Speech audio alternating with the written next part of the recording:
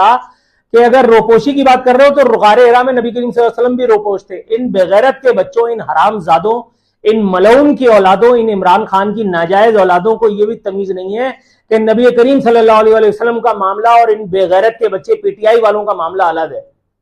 इन हराम के जनों का मैं इसके लिए इससे कम अल्फाज बोल ही नहीं सकता भाई, मैं इससे कम अल्फाज बोल ही नहीं सकता। इन कुत्ते की औलादों को यह नहीं पता कि अबे बेगैरत,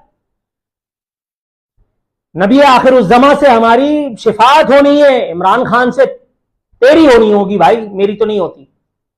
नबी करीम सल्लल्लाहु अलैहि वसल्लम हक की राह में निकल करके और वो हजरत अबू बकर सिद्दीक के साथ वो जाकर के उस गार में किस लिए, किस तरह से, वो पूरा वाकया और ये वाकया क्या ये सेम है? ये हरामजादे पुलिस से छुपते फिर रहे हैं इसलिए कि उन्होंने पाकिस्तान की कौमी सलामती को उससे छेड़छाड़ करने की कोशिश की अपने आका इमरान खान की चक्कर में।